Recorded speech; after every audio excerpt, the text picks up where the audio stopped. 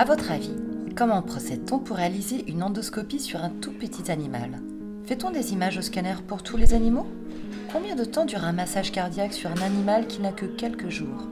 Entre soins quotidiens et urgences, nous retrouvons l'équipe vétérinaire de Beauval pour ce nouvel épisode d'Un œil en coulisses.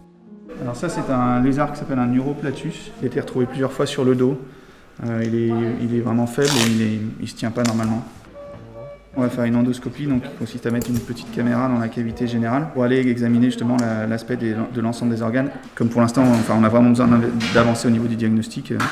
Voilà, ça paraît l'examen le plus approprié. L'observation du foie amène Antoine et Milan à réaliser une biopsie, c'est-à-dire un prélèvement des tissus qui permet de poser un diagnostic plus précis. On ferme et puis c'est terminé. Le lézard restera quelques jours à la clinique, le temps que les résultats de la biopsie soient analysés. Et maintenant, partons avec Lucie et Anaë voir les oryx où bébé vient de naître.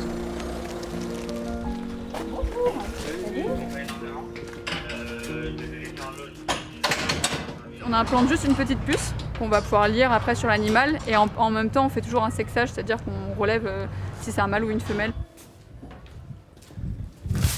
Le but c'est d'aller le plus vite possible parce que d'une part la mère est stressée, le petit est très rapidement stressé. Donc après une fois que ça c'est fait, on le relâche le plus vite possible. C'est un garçon. Retour à la clinique où il est aussi question de bébé, mais pour un tout autre type d'intervention. Là, je suis en train de préparer un biberon avec du lait pour un bébé tatoué à 3 bandes. On l'a récupéré parce qu'en fait il a été retrouvé tout seul dans l'enclos. Il était abandonné par sa mère, donc comme pour un bébé humain, on est obligé de faire fréquemment du biberon. Le but c'est de l'imprégner le moins possible et qu'il puisse être remis le plus tôt possible avec des membres du groupe pour qu'il s'intègre et qu'il ait une vie normale de tatou.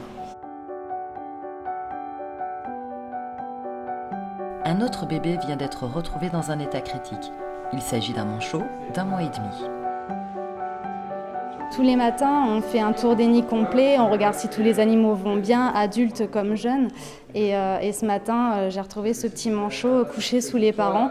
Et vu la position, j'ai tout de suite vu qu'il y avait quelque chose de pas normal. Donc après, j'ai fait appel au vétérinaire. Je veux bien que je fasse le relais. T'as l'aiguille d'adré là. Ça marche. Peut-être dans son sinus, là, la queue là. Faire juste un clic. Non, on n'a rien. Pour l'instant, on n'a toujours pas de cœur. Après 25 minutes de tentative de réanimation, on n'avait toujours rien, donc on a décidé d'arrêter. Donc on tente le tout pour le tout, parce que des fois on peut avoir des bonnes surprises.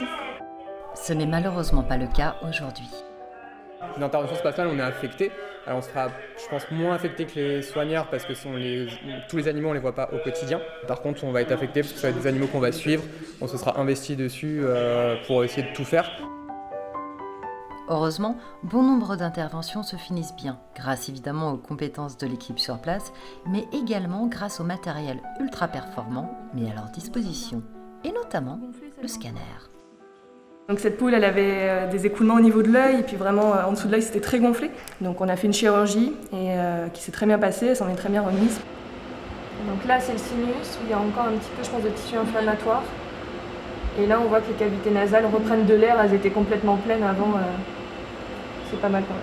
Et donc là, c'est un scanner juste pour vérifier qu'on est bien bon, que tout est guéri et qu'elle peut retourner à la mini-ferma.